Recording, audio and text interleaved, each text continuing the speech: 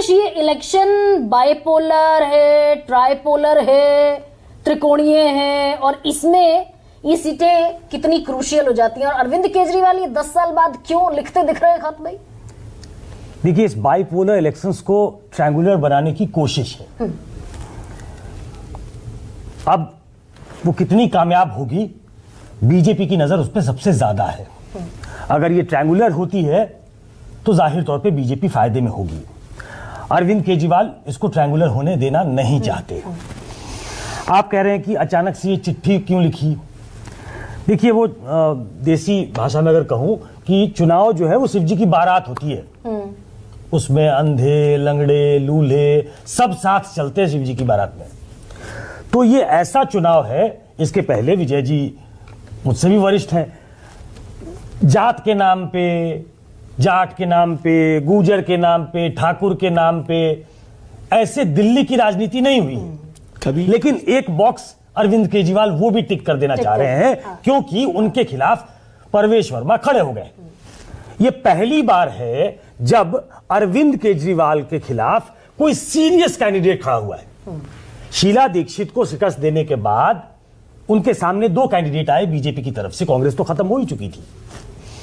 एक सुनील यादव, जहां तक मुझे नाम याद है, एक नूपुर शर्मा, वो युवा मोर्चा में थे, नए यंग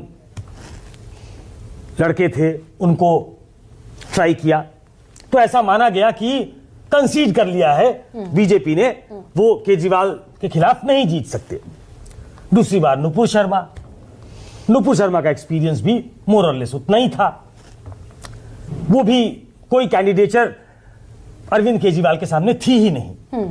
इस बार इन दोनों पार्टियों ने शीला दीक्षित के बेटे को उतारकर संदीप दीक्षित को, जो 2 बार खुद एमपी रहे हैं, एक सीरियस पॉलिटिशियन के तौर पे जाने जाते हैं, उनकी मदर की एक लेगेसी है, हम सबको मालूम है। हमने सबको शीला दीक्षित को दिल्ली को बदलते हुए देखा है, उन्होंने बदला है, फाउंडेशन उन्होंने रखी थी। लेकिन एक नीशे क्रिएट कर लिया है अरविंद केजरीवाल ने भी। अरविंद केजरीवाल के ऊपर एक अरविंद केजरीवाल करने की कोशिश है कि हम तुम्हारे den में घुस के तुमको चैलेंज करेंगे।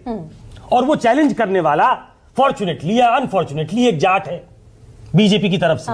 तो उन्होंने ये बॉक्स भी आज टिक कर दिया कि भाई जाटों को आरक्षण नहीं देते हो, आपने कहा था उसके बाद भी नहीं दिया। तो ओनस डाल दिया उन्होंने नरेंद्र मोदी पे, बीजेपी। केजरीवाल, सुकेश, यहाँ अरविंद केजरीवाल प्रोएक्टिव मोड में दिख रहे हैं या फिर थोड़ी सी बौखलाहट भी है कि भाई आज ही चिट्ठी लिख दी जाटों के नाम पर और आज ही पहुंच गए चुनाव आयोग, कैंडिडेचर रद्द हो और प्रवेश वर्मा के घर तो रेड होनी चाहिए। ये पैसा तो एक महीने से बांट रहे हैं प्रवेश वर्मा। एक मामले में शायद जस्मिन साहब को अच्छा न लगे, एक मामले में अरविंद केजरीवाल और नरेंद्र मोदी में सिमिलैरिटी है। वो सिमिलैरिटी इस मामले में है कि वो हर चुनाव आपको लगेगा कि अरे यार कोई बौखलाहट है क्या।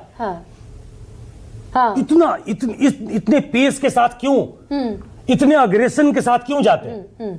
जब इस बार हम लोग गुजरात के चुनाव में थे तो एक लंबा रोड शो नरेंद्र मोदी का हुआ।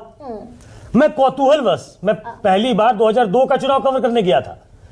मुझे लगा कि ये उनका टर्फ, अरविंद केजरीवाल और कांग्रेस की लड़ाई हो रही है, ये क्लियर कट विन नजर आ रही है।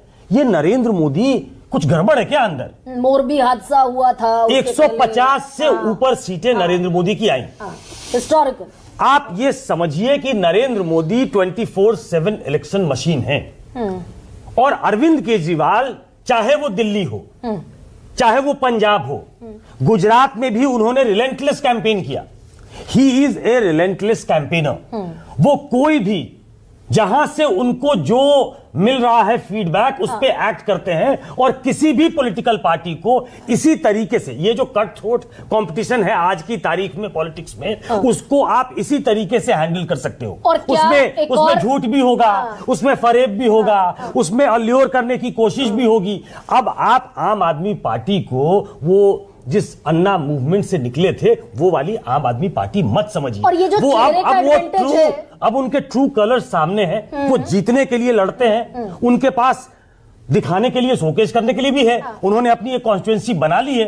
तो वो अब 24/7 इलेक्शन मशीनरी की तरह कि हमको तीसरी बार या चौथी बार, अगर उस 49 दिन की सरकार, 47 दिन 49 दिन की सरकार को अगर मान लें, तो वो जीतने के लिए लड़ाई लड़ रहे हैं। सुकेश, ये जो चेहरे का एडवांटेज है जिस पर स्टेक लगाकर चल रही है आम आदमी पार्टी, लोकसभा में प्रधानमंत्री के चेहरे पर वोट मिलता है, विधानसभा में अरविंद केजरीवाल के चेहरे पर वोट मिलता है। क्लियर कट एडवांटेज है, ये क्लियर कट एडवांटेज, चौथी बार भी जादू देखेंगे क्लियर कट एडवांटेज है। और इसीलिए अरविंद केजरीवाल के खिलाफ दो ऐसे लोगों को उतारा गया है कि अरविंद केजरीवाल नई दिल्ली में फंसे, अरविंद केजरीवाल को नई दिल्ली में मेहनत करनी पड़े तो क्योंकि उनको सीधा सीधा एडवांटेज है, क्योंकि लगता तो है कि ये दोनों सीएम हो सकते हैं, कंटेंडर हो सकते हैं, लेकिन पार्टी ने घोषित नहीं किया। राधिका, एक लाइन में बोलूं कि जैसे शादी में होता है ना, शादी के सब इंतजाम करते हैं, लेकिन जब बारात दरवाजे पर आ जाए तो फिर सारे बॉक्सेस टिक करने होते हैं ना, तो उसको बौखलाहट नहीं कहते, वो उस समय देखना पड़ता है अच्छा क्या क्या छूट गया, तैयारी हो रही है। तैयारी है राधिका,